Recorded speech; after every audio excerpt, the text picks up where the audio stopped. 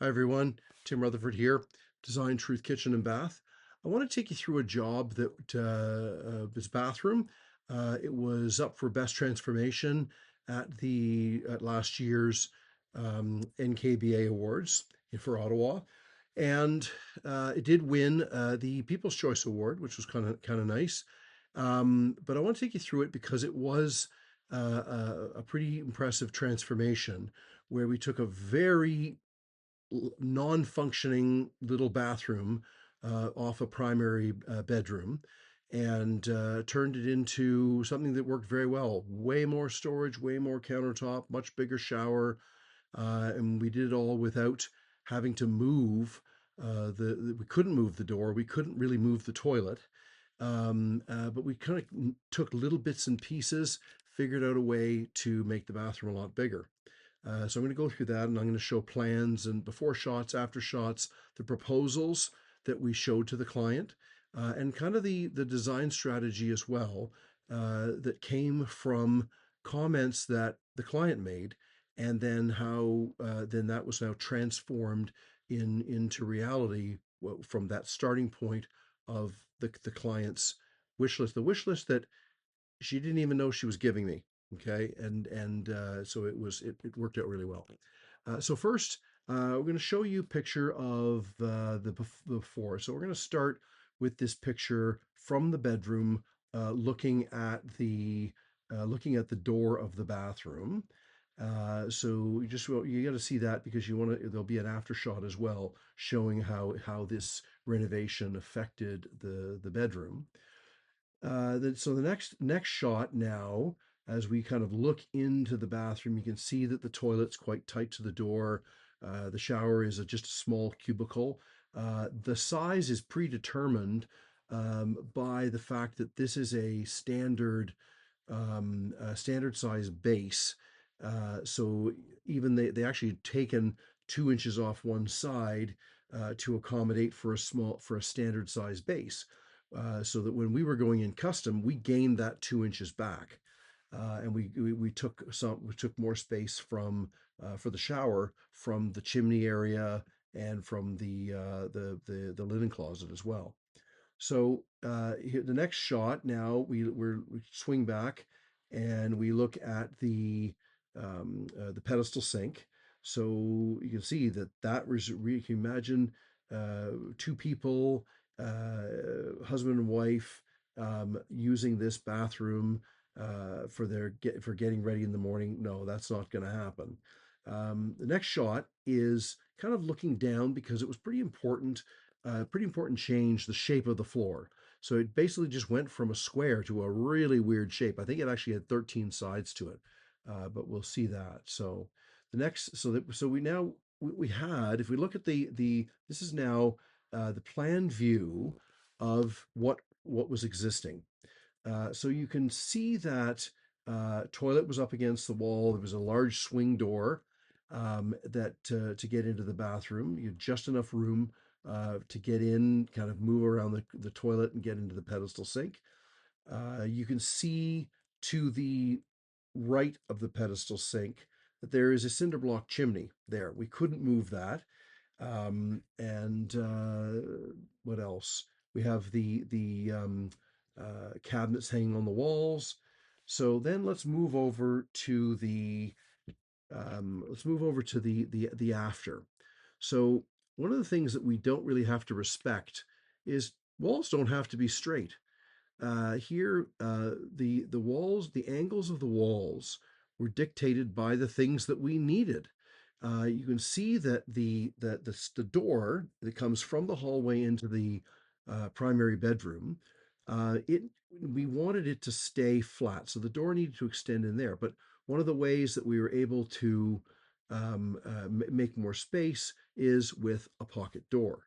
So we needed a space for a pocket door and not interfere with that wall that was next to the bedroom door, which was actually a structural wall. We didn't want to mess with that. Um, what you can also see that we took a tiny little corner out of the son's bedroom, and what that allowed us to have was a vanity that was about 56 inches wide. So what a difference between a pedestal sink, and a 54, 56-inch wide vanity. We also use the cavities that were in the chimney. That was so as we know that when you open up that chimney, there's going to be there's going to be a stud wall, and we can minimize that with special insulation, and we are able to sort of pull about 5 inches out of that space. So on the chimney side of the vanity, there is a full inset medicine cabinet, mirrored medicine cabinet. And it worked out that on the other side of the vanity, there was a matching door, but on that side, it was a full 18-inch deep, 15-inch wide linen tower. So a lot more storage in there. As you can see also, well, you'll see later, the vanity has all kinds of drawers, lots of storage, big cabinet behind the toilet for cleaning products and things like that. This couple, the kids were teenagers, and they were, but the couple described in the early meeting that this was their forever home. So they were expecting that they would be there when the kids grew up, got married, and brought their own kids back. So you always have to be thinking about that, not having cleansers and poisonous products within the reach of a child. You just never know. So there's always should be some storage at a high level. So a good cabinet behind a toilet that doesn't interfere with its usage always works. So now I'll go to the next slide. And so this slide is now just comparing the two. So you can see how by changing the configuration of the closet, we stole a chunk out of the one side of the closet and then bumped out the depth of the closet. And with careful planning, we were able to get double hanging on both sides, and then a shelving unit in the back. And then shelving above. There was a double door, so it opened up wide, and anybody walking in, it wasn't really a walk-in closet. It was more like a step-in closet. But we managed to gain space on that without inhibiting the area needed for the bed, and the way that the bedroom worked. So now let's look at the images that were presented to the client. And I will actually say this is from the NKBA entry. So this really is more of a look at what the 2020 program can do. This is a program we used for kitchen and bathrooms, and so what the program can do, and what it does is it'll show the client what could be. Now, this was these were drawings that were presented after we went and looked at materials, and the bathroom had been decided what it was. So it's not really the drawings that I showed the client as a presentation, but the form is still the same. The layout is still the same. All the ideas are still the same. So the idea that what we do is leave the toilet where it is, and we angle the wall on the front of the shower to maximize the size of the shower, width and depth, and then bumping out into the two bedrooms to create more storage, the vanity. There's something else that goes on here, and that is that I've mentioned this in one of the other videos that when we're planning out a room, we can actually get away with making things a lot tighter than what you might think we could. And that what I mean by that is human beings, we are wider at the shoulders and the elbows than we are at the hips and the feet. So it means when we look at a plan view, we look down, the spaces that we need below the waist are narrower than the spaces that we need above the waist. So you end up with a like bench seat, tubs, toilets, and vanities that all have a top surface that is below our waist. So it means we can walk through a space that the front of the toilet can be 2.5 feet from the front of the vanity, and everybody's just fine with it once they get in the space.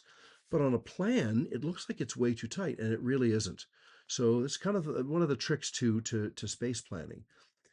So you can see here that all now the what happened was when we went out and out to look at materials, I was saying in an earlier video that my design strategy, especially for picking materials, comes is generated by the look on the face of a client. So we go and we go to the tile showroom or go to the countertop showroom, and we see, let's say, a tile, and the client looks and goes, "I really like that. How can we use that?" And the tile that she saw was this one that's on the floor and on the wall of the shower, and it looks like the beach, where the water has just come in, the wave has come in, it pulls back, and it's exposing some rocks in the sand. So this client was particularly fond of the memories of the family going to the beach. They went to Florida a couple times a year just to spend time on the beach. So we ended up following that theme. So didn't want to just completely coat the entire bathroom in beach tile. So you can see that there was another tile that was chosen. It was a 12 by 24, and it was a very, very plain tile that worked with this other, quite, we'll call it a wild tile or a, very detailed tile. Um, but notice that the other things in the room, countertops and all the quartz, very, very plain, because you can't have too many, stars of the show. So you can see that the cabinets are to look like an old piece of driftwood that we found on the beach. And the tile, as I said, the one tile looks like sand and pebbles, and then the other one is just sort of a concrete block. So you can see the second tile and the countertops very, very plain, because we just cannot you'll be over designing the room. Um, so now if we start looking at the after shots. And the first one is to look at the view from the bedroom. So you can see how that closet bumps out. And we have a double doors, and those two doors, it was designed so those doors could swing around and lie flat against the walls. So you have full access to both sides of the closet. And then you can see into the bathroom through the pocket door. And then now go to the next shot. Next shot is a view into the room from the bedroom, and you can see the door jambs, which compare now to the original picture that also showed the door jambs. What I'll do is I'll show a shot now of those two side by side, so you can just see the difference of how this room went from, let's say, nothing to something was quite spectacular. We were very, very happy with this, and as I said, and the people were as well. So then I'll go to the next shot. Next shot is now the view of the floor, and you can see that how we maximize the size of the shower by bumping it out as close to the toilet as we could and then angling the wall so that a person sitting on the toilet would have enough room. This was actually quite the challenge of getting the toilet remained where it was, and above it there's a cabinet. And I insisted to the crew the cabinet not only must be dead center of that toilet, and realize that the walls either side were of two different angles. They weren't at 30 degrees. One was at 22 and a half degrees, and the other one was at 31 and a half degrees.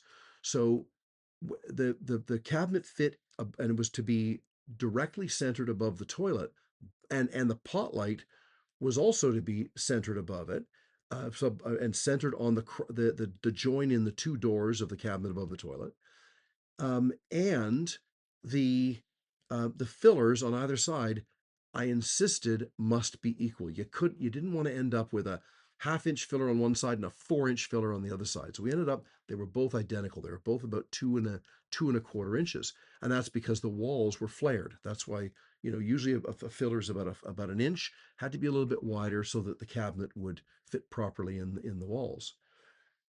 So you can see how those two floors, were created. Now, here's a picture of Corey on the crew coming up with a way of how he could cut the tile in this floor. So what he did is he one before tiling the floor, he made this pattern in the space, picked it up off the floor, went down to the garage and the client's driveway, and cut all the pieces to fit, and they just went in, fit like a glove. What a great idea. But I think that that piece had something with the door indents and the shower base and the going into the vanity and the wall that it protruded there. I think it actually had 13 sides to it. So that what a nightmare that would have been if you tried to cut the tile by by chance. So here's another shot of the finished bathroom. We went toward something that the goal in a small space is the ways that we make it feel better or bigger is the you notice that the mirror goes from wall to wall, and it goes from the right from the countertop. There's no backsplash, and it goes right to the ceiling. And so what it does is it just sort of creates the illusion that the room's twice as big. And if we can get it this way, it doesn't look like a frame mirror. It just feels like an ongoing space. So we also opted for we were gonna put sconce lighting on the mirror, but we opted away from that and added a few more pot lights over the top. Um, but you can see also under cabinet lighting as well, where we went under the bench, we went above the toilet, and then underneath the vanity. So it ended up being just a really wonderful space to be in, and the we ended up with a really happy client. So that's really what it's all about. And we ended up getting a couple more jobs because of this through word of mouth.